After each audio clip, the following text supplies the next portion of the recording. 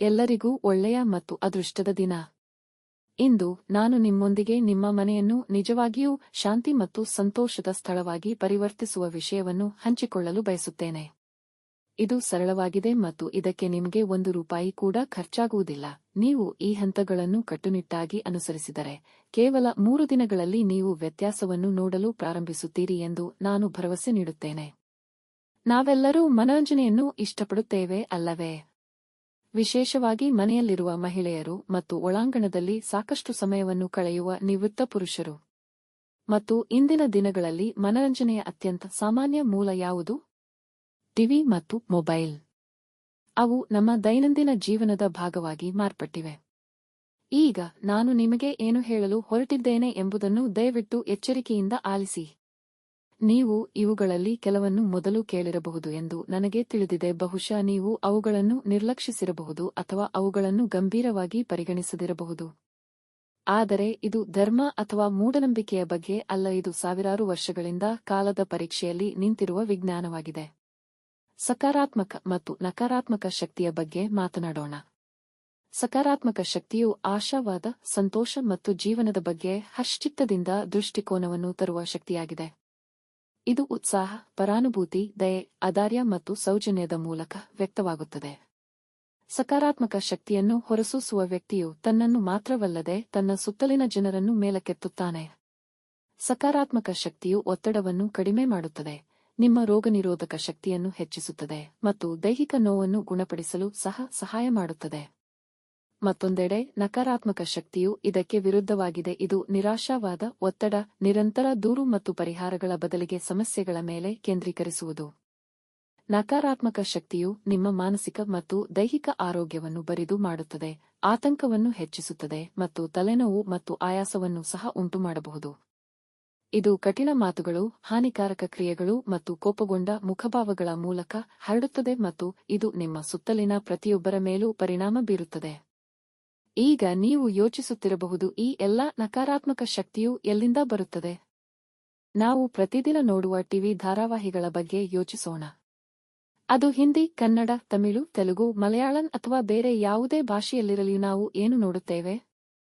ಕಿರುಚಾಡುತ್ತಿದ್ದಾರೆ, ದುರ್ಬಳಕೆ, ವಂಚನೆ, ಇತರರಿಗೆ ಹಾನಿ ಮಾಡಲು ಸಂಚು ರೂಪಿಸುವುದು, ಅಪಹರಣ, ಅಳುವುದು, ಕಾಯಿಲೆ, ಕೌಟುಂಬಿಕ ಕಲಹ, ಅಕ್ರಮ ಸಂಬಂಧ, ವಿಶ್ವಾಸದ್ರೋಹಿ ಪತಿ, ವಂಚನೆ ಹೆಂಡತಿ, ಅತ್ತೆ ಸೊಸೆಯನ್ನು ಹಿಂಸಿಸುತ್ತಿದ್ದಾರೆ, ಅತ್ತೆಯನ್ನು ಕೊಲ್ಲಲು ಪ್ರಯತ್ನಿಸುತ್ತಿರುವ ಸೊಸೆ, ಜೋರಾಗಿ ಕೋಪಗೊಂಡ ಘರ್ಷಣೆಗಳು.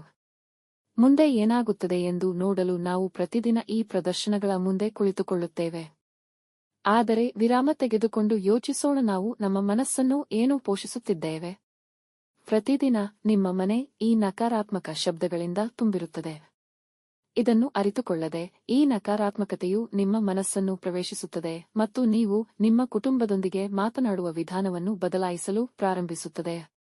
ನಿಮ್ಮ ಧ್ವನಿಯು ಜೋರಾಗಿ ಮತ್ತು ಕಠಿಣವಾಗಿದೆ. ನೀವು ಇಲ್ಲ, ಇದನ್ನು ಮಾಡಲು ಸಾಧ್ಯವಿಲ್ಲ ಮುಂತಾದ ವಿಷಯಗಳನ್ನು ಹೇಳಲು ಪ್ರಾರಂಭಿಸುತ್ತೀರಿ. ನನಗೆ ಆಸಕ್ತಿಯಿಲ್ಲ, ನಾನು ಅದನ್ನು ಮಾಡುವುದಿಲ್ಲ. ನೀವು ಕಡಿಮೆ ಸ್ವಭಾವದವರಾಗುತ್ತೀರಿ ಮತ್ತು ಕಡಿಮೆ ಪರಾನುಭೂತಿಯುಳ್ಳವರಾಗುತ್ತೀರಿ.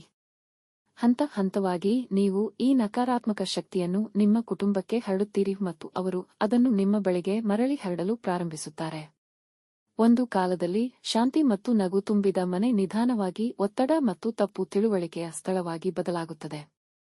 ಆದರೆ ನೀವು ಈ ಚಕ್ರವನ್ನು ನಿಲ್ಲಿಸಬಹುದು ಮತ್ತು ನೀವು ಇಂದು ಪ್ರಾರಂಭಿಸಬಹುದು.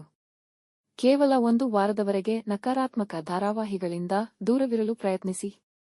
ನಾನು ನಿಮಗೆ ಭರವಸೆ ನೀಡುತ್ತೇನೆ, ನೀವು ವ್ಯತ್ಯಾಸವನ್ನು ಅನುಭವಿಸುವಿರಿ.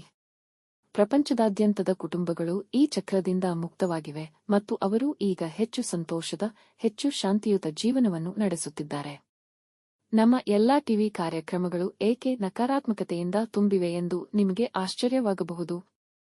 ಸತ್ಯವೆಂದರೆ ನಕಾರಾತ್ಮಕತೆಯು ಮಾರಾಟವಾಗುತ್ತದೆ ಏಕೆಂದರೆ ಅದು ವೀಕ್ಷಕರನ್ನು ಆಕರ್ಷಿಸುತ್ತದೆ. ಆದರೆ ಇದು ನಿಮ್ಮ ಮನಸ್ಸನ್ನು ವಿಷಪೂರಿತಗೊಳಿಸುತ್ತದೆ. ಯಾವುದೇ ವ್ಯಸನದಂತೆಯೇ ಇದು ನಿಮ್ಮ ಯೋಗಕ್ಷೇಮ ಮತ್ತು ನಿಮ್ಮ ಕುಟುಂಬದ ಸಂತೋಷವನ್ನು ನಾಶಪಡಿಸುತ್ತದೆ. ಹಾಗಾದರೆ ನೀವು ಅದರ ಬದಲಿಗೆ ಏನು ಮಾಡಬೇಕು? ಆಹ್ಲಾದಕರ ಸಂಗೀತವನ್ನು ಆಲಿಸಿ. ತಮಾಷೆಯ ಕಾಮಿಡಿಗಳನ್ನು ನೋಡಿ. ನಿಮ್ಮನ್ನು ನಗಿಸುವ ಹಾಸ್ಯಗಳನ್ನು ಆನಂದಿಸಿ. ನಿಮ್ಮ ಮನೆಯನ್ನು ಸಕಾರಾತ್ಮಕತೆಯಿಂದ ತುಂಬಿಸಿ ಮತ್ತು ವಾತಾವರಣವು ಹೇಗೆ ಬದಲಾಗುತ್ತದೆ ಎಂಬುದನ್ನು ನೋಡಿ. ಇದು ನಿಮ್ಮ ಕೈಯಲ್ಲಿದೆ. ಸಕಾರಾತ್ಮಕತೆಯನ್ನು ಆಯ್ಕೆ ಮಾಡಿ ಮತ್ತು ನಗು, ತಿಳುವಳಿಕೆ ಮತ್ತು ಪ್ರೀತಿಯಿಂದ ತುಂಬಿದ ಮನೆಯನ್ನು ರಚಿಸಿ. ನೀವು ಮಾದಕ ದ್ರವ್ಯಗಳಿಂದ ದೂರವಿರುವಂತೆ ಆ ನಕಾರಾತ್ಮಕ ಧಾರಾವಾಹಿಗಳಿಂದ ದೂರವಿರಿ. ನೆನಪಿಡಿ, ಆ ಪ್ರದರ್ಶನಗಳು ಯಾವುದೇ ವ್ಯಸನಕ್ಕಿಂತ ಕೆಟ್ಟದಾಗಿವೆ. ಅವು ನಿಮ್ಮ ಮೆದುಳಿನ ಮೇಲೆ ಪರಿಣಾಮ ಬೀರುತ್ತವೆ ಮತ್ತು ನಿಮ್ಮ ಕುಟುಂಬದ ಶಾಂತಿ ಮತ್ತು ಏಕತೆಯನ್ನು ಹಾಳುಮಾಡುತ್ತವೆ. ಸ್ನೇಹಿತರೆ, ಇದರ ಬಗ್ಗೆ ಯೋಚಿಸಿ. ಇದು ಸತ್ಯ ಮತ್ತು ಸಂಶೋಧನೆಯು ಇದನ್ನು ಪದೇ ಪದೇ ಸಾಬೀತುಪಡಿಸಿದೆ. ಇಂದು ಪ್ರಾರಂಭಿಸಿ. ನಿಮ್ಮ ಕುಟುಂಬಕ್ಕೆ ಅವರು ಅರ್ಹವಾದ ಸಂತೋಷ